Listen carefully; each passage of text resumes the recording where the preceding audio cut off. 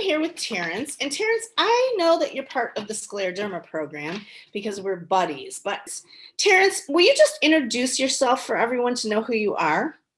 Hi, my name is Terrance Johnson. I'm age 53 years old. I've been having a love-hate relationship with scleroderma for about 11, 12 years now.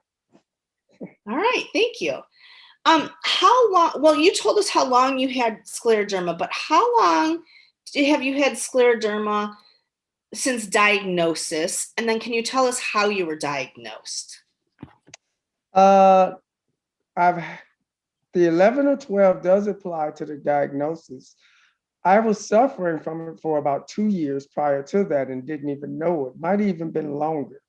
As I uh, go over the process in my head, there were signs. I just weren't paying attention to Sure. them. And finally, one day I got up out of the bed and I was like this exhaustion just hit me and it floored me.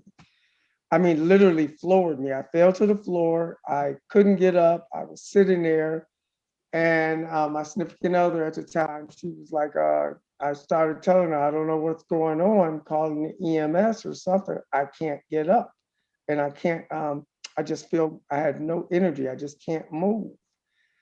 And what she just wind up sitting there with me, and then once I was able to move, it took me maybe about 35 minutes, 40 minutes, and we wound up making doctor's appointments immediately.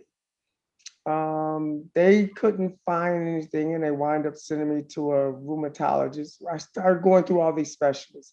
Eventually, I got to a rheumatologist, and I was explaining to him about my hands. And as I was explaining to him, he said, "Ah, wait a minute." And he said, "I think I know what you have," and but didn't tell me right off. And I was like, okay, so I was wondering about that. And for when I say he didn't tell me, I didn't find out that I had scleroderma until I went through my personal chart, till joined up with my chart. So that might have even been a year after that. You mentioned your hands. Can you show us your hands and describe what's happened to them? My hands have reshaped themselves. They used to just swell up. When had the Renards. They would swell up and puff up, and they would go from the American flag colors, red, white, and blue. When they were pink, they were the pinkest and fattest red hands you ever seen. When they went white, they got started getting stiff, Mm. and then once they went blue, it was painful. It kind of hurted, it tingled and everything.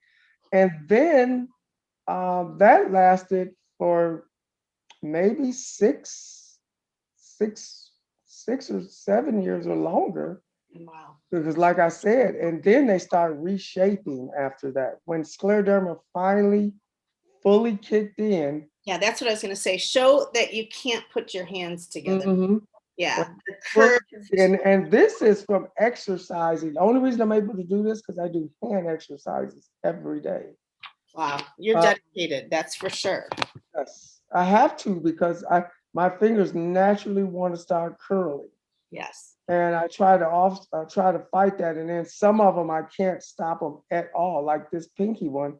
Right. Regardless of what I do, it stays here, and I'm thankful that it stays like it is. But because at one point it was like that, and I fought to get it back. But my hands have reshaped, period, and that's why I'm holding them up. So my fingers used to be longer. Yeah.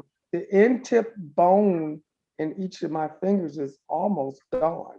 Yeah. It's where if it was that long, it's this about that much left in there. And Pain. that's when I also discovered that scleroderma. I also had kicked off something to where my body wasn't drawing nutrients, so it started eating the bone. Yeah. Oh, that sounds horrible. Right. Um, One of the things that University of Michigan Scleroderma Clinic is really good at is research. Mhm. What does the research that they're doing at the U mean to you? Life. I contribute the reason why I'm still here to that research. At one point in time, I was on an experimental medication, or and it brought me back. When I tell you, I was a guy that was almost 200 pounds, and I went down to 109, and I couldn't move, and everything was scary at that point. Everything you Did didn't you know. think you were gonna die? Right. I thought that was my biggest fear. And the only time I ever felt safe during that time period in my life was once I got affiliated with U of M. Once I went there and met Dr. Connick and the team that worked around him, they made certain, I wouldn't call them promises, but he stood by his word and he was there. And that gave me the confidence I needed because I didn't have any physician before that had ever said that to me. Most of them just, it's a job.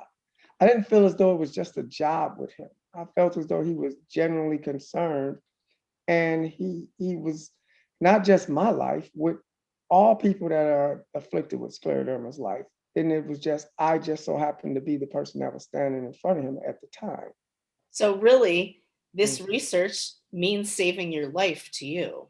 It means everything to me. I mean, Let me- because without this research, there's no guarantee I can say I would still be here now. Wow, that's big. Mm. Thank you. The last question I have is, will you just tell us, for those that don't know, like just tell us maybe in a couple minutes, what is your care at U of M Scleroderma Clinic like? What's the care that you receive from U of M? The care I received from UAM, let's see, how can I say this? It's like, man, I hate to say this because it sounds so cliche, but it's extended family. Um, I'm on a first name basis pretty much with everybody I talk to.